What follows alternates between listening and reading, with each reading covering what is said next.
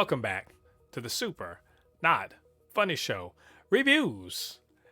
And today, Lottie and I are going to be reviewing the Invincible Adam Eve special episode. It's coming to you from Amazon Prime Video. So, what did we think about it? And should you be watching? And before we get into the review, get down there, hit like on this video. Lottie, San Diego Comic-Con had a lot of surprises, but among other things, something no one could have predicted. We got an episode of Invincible before the premiere of season 2, and it's all about Adam Eve, her secret origin, if you will. And it was an unbelievable hour-long, animated origin. Which, I mean, Lottie, if someone said, "Hey, they're going to have a special episode of Invincible," what would you have thought how long the episode was going to be? What, 20 something minutes? But 15 minutes, like 15, but 20 they minutes. literally gave, I mean, when I looked at the runtime, I was like, 55 minutes? What? So we going to eat good. All right, let's get into this thing. All right. So let's talk about this. It's all about Adam Eve and, where she came from, where'd she get her powers from, how did she first start being a superhero, all that good stuff. And it's the Invincible world, so of course this ain't gonna be no DC universe where everything's all nice and clean and stuff. Nah, stuff's gonna get hurt. Stuff's gonna get like bloody. Things are gonna get nasty, and there's gonna be a lot, not just physical hurt, a lot of mental and emotional trauma as well. Because I mean, it's the Invincible world. Why not? Mm-hmm. So Lottie, we both had a chance to look at this near hour long bit of Invincible after a long ass hiatus from the show. And what do you think? How did this hit you? I'll just say this: Invincible had to remind Marvel and DC. Just had to swing its big. Just everybody was like, man, I wish we could get some really good, like, violent, superhero animation. Then Invincible showed up with this big swinging dick and said, "I'm back, bitches." Man, listen, man, I absolutely loved this show. And let me just remind you, they did it again. Invincible has a way of drawing you into the show, making you think it's this family, happy-go-lucky show, and then the shit turns sideways really quickly. Like, it goes from this nice, happy-go-lucky, superhero cartoon, very little blood, punches, some wholesome stuff, some sad stuff, but it seems like a really nice show, to guts, bodies disintegrating. You're like, what? People getting impaled? What the fuck? Yes, definitely was an Invincible show. They in the and they did that in the first episode of Invincible, where at the end they were like, oh yeah, this is the show it's gonna be. So we sort of knew what was up, but you're right. Like, they spent a good, and I was clocking the time too. I was like, man, they're spending an awful lot of time. There's not really any action going on.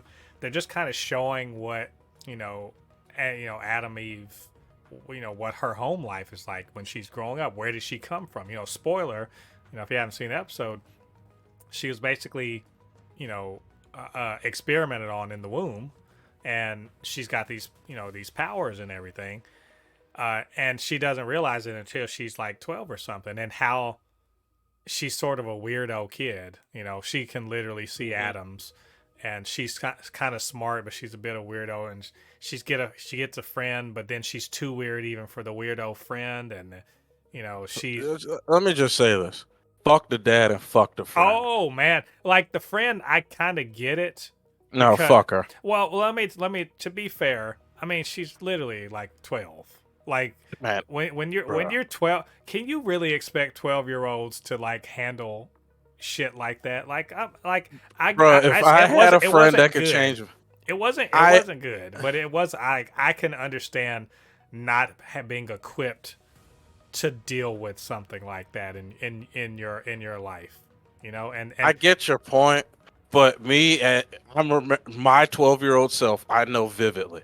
If my friend could change things into whatever he wanted, motherfucker, you make me a PS5? Man,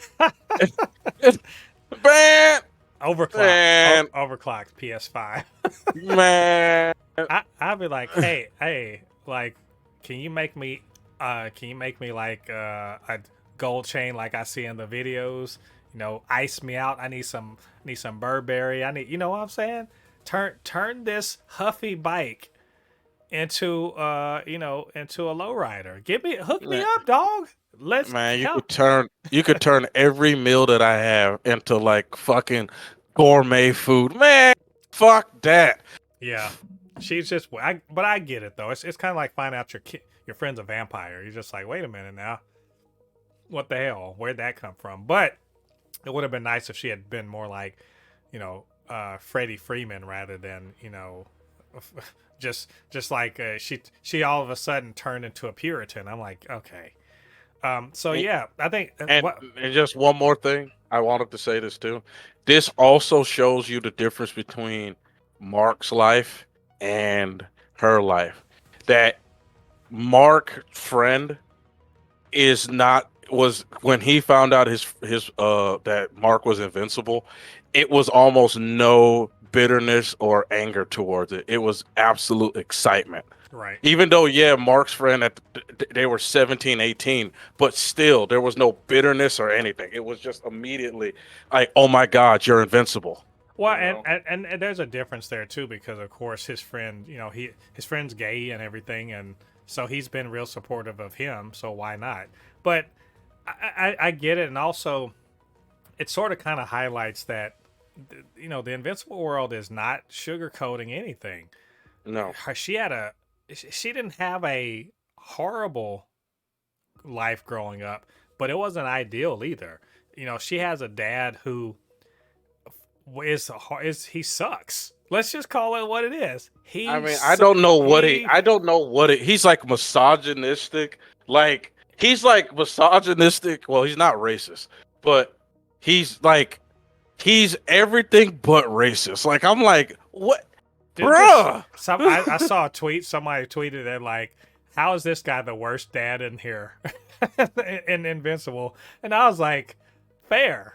That's fair. I mean, Nolan sucks too, but he sucks in a different. He didn't suck as a dad until he did suck as a dad. But for the most part, he was a good dad, and to the point where he's just like, I think I have to kill you, son. Yeah. And this guy just sucked from the beginning. Like, it's so weird. And so but like, there's the whole thing about family, who's your real family, and everything like that. And then we just get into the guy lying to her about, oh yeah, your mom was a crackhead, obviously, but Yeah. but he was like the dad she didn't really know that tried to help make her feel good about her mom that is dead and no longer around, and he's trying to keep her That's the safe. foreshadowing. Yeah, and he's keeping her safe and everything. And then, she's like, nah, I got superpowers. I'm going to, I want to do something with them. And just seeing her kind of figure out what her powers are and then kind of go off on the same dude that literally Invincible fought first. Remember? He's the first. So she gets in on him too.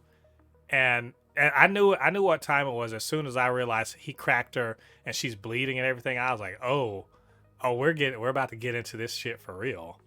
And that was all really, really cool. But I want to shout out the only person's voice I knew for sure in this, Lance Reddick as May his soul rest in peace, man. yeah, he was. I mean, I was like, yeah, them motherfuckers intimidating no matter what he's saying. Am I wrong like that? I was like, oh, this dude's evil and he's scary. Like keep him the fuck away from Eve. Like just stay away. Dude, that guy, he just, what a piece of crap. Yeah, just like like no, I think that yeah, is an understatement. yeah, That is a, like extreme there understatement. was no there's sometimes in a show or a movie you're just like, well, maybe he was had a bad no, he just sucks. He's a piece of shit Yeah. with a lot of power, unfortunately.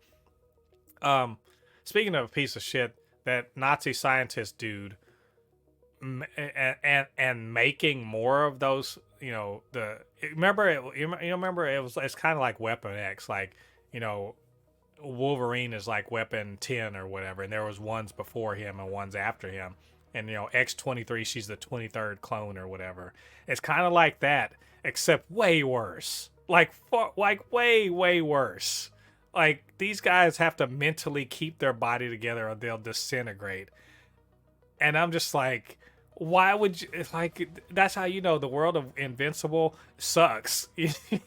Like it just sucks. They Uh, have superpowers and people trying to make superheroes, and what we end up with is some Akira shit. Like, because I was looking at them, I was like, oh, that's some Tetsuo shit from Akira.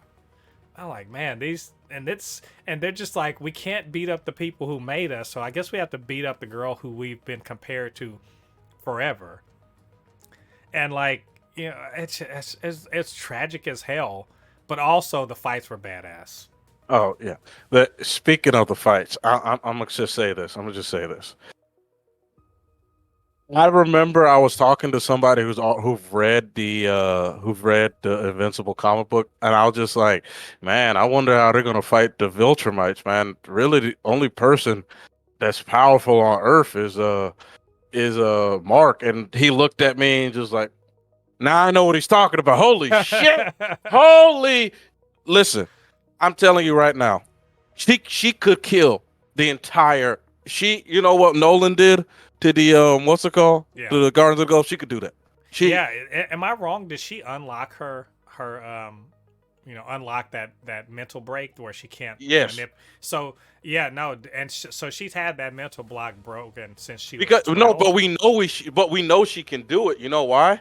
Because she moved. Remember, she made trees bigger. She was able to Yeah, grow plant life. Before, she couldn't even manipulate any type of living matter. But we know she can yeah, because true. in the first season we saw her make plants grow and everything. And she can heal her. She's just She can heal herself and everything. she yeah, we know she can do that. She's just mentally blocking her power. Like that, man, when I She, saw it, I was like, this I was like in my mind immediately, I was like, this bitch could kill the entire Guardians of the Globe. Bro, man, I'm like, man, now in my mind, Mark is the most powerful person on Earth, right. but she's like a very close, like an inch away second, like right behind him. All right. Man, damn. Speaking of the Guardians, I love that we gotta look at them. Back in the day. Yeah, back in the day when they were working with Omni Man, and we got to see Nolan. We didn't see all of them because they explained why some of them weren't there, but still, seeing like some of them, and when they're going off on this, basically the Serpent Society, that was really fucking cool. Like I think one thing I love about the Invincible world is it's populated. There are people there. There are heroes who are going around. They're going and doing their own thing, and every now and then we get to kind of peek in on what they're up to, and it feels it. No lie, just takes me back to when I used to just read the comics. So I just pick up an issue and like, oh shoot, so and so is in this episode, in this issue of Spider-Man or in this issue of the New Warriors or something like that. It felt like that, and I didn't know that I really wanted to see the Guardians of the Globe again until I saw them in that, and I was like, that's cool. Like it was just fun, even knowing they're gonna get fucked up later. Um, but the action in this was ridiculous, like really ridiculous in a sense of, yes, it's trying to top the first season's action sequences, but also we keep saying this, that the influence of action anime on how they present action in Western animation has been profound. I mean, like some of those moves in there you could have seen in Naruto. Some of those moves you see in My Hero Academia, or you see in Trigun, or I'm reaching back, y'all, or or Bleach or anything. There were moves in there, and for not having practiced a whole lot with her powers, Eve is a fucking badass.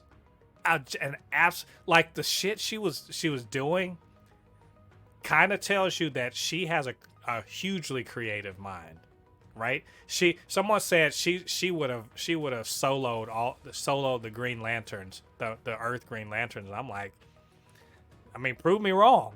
What, like, you see, she was just, I mean, for the most part, she wasn't making big constructs or anything, but she was split second turning things into different elements, disappearing things, she even did a fucking magical girl anime armor thing. She did that too.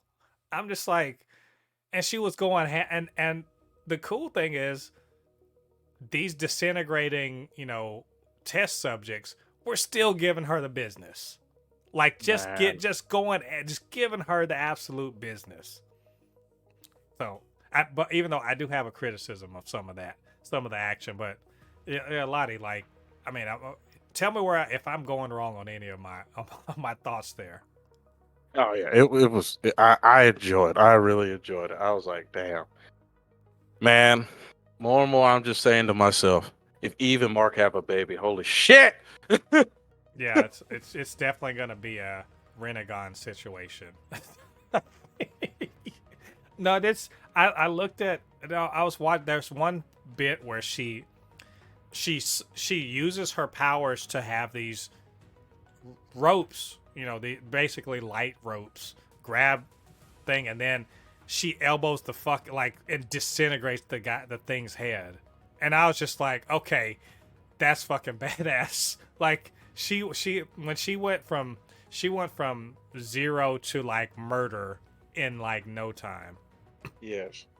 And it still didn't help her because, she got to.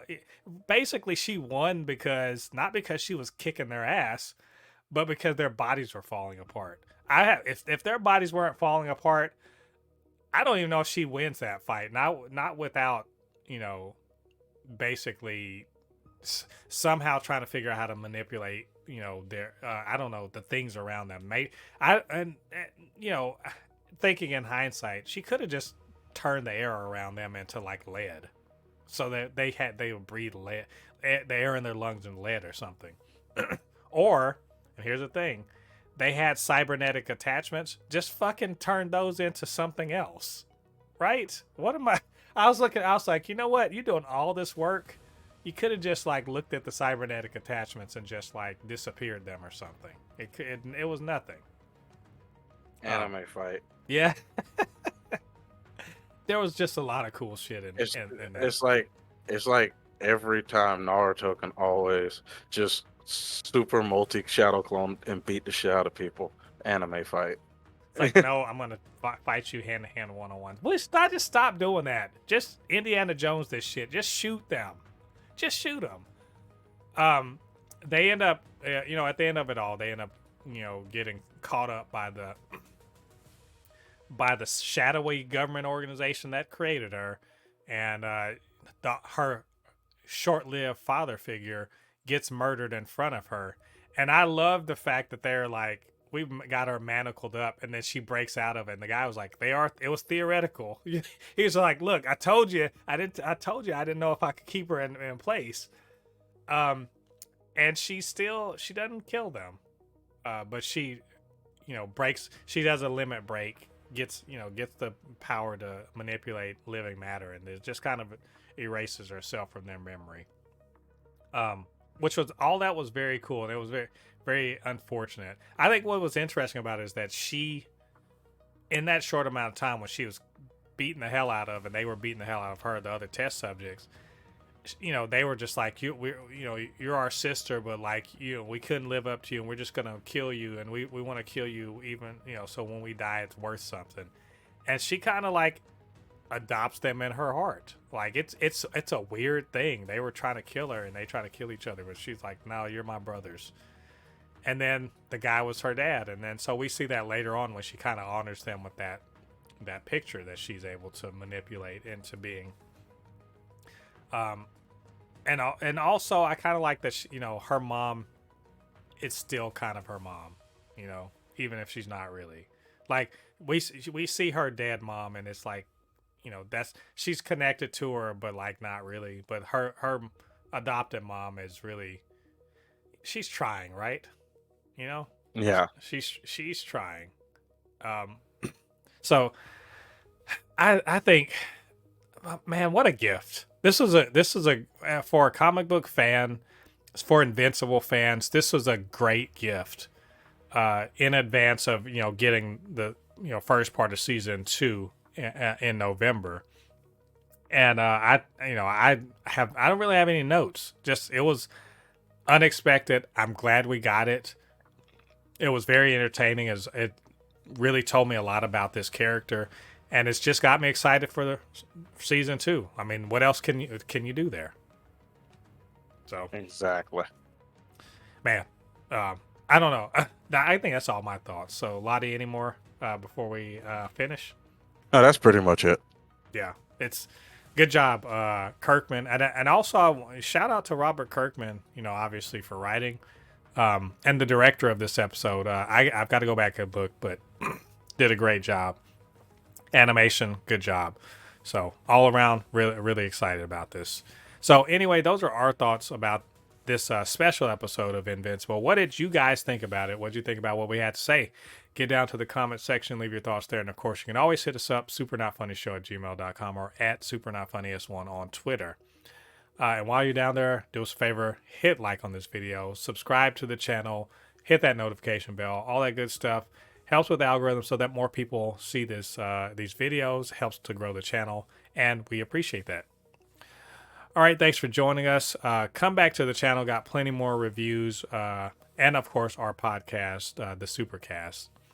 Until then, I've been Mo, your commentator extraordinaire on all things pop culture, joined by the anime expert, video game designer, and lover of all things pop culture, my good friend Lottie. We'll see you guys on the other side of the thread. Peace. Peace.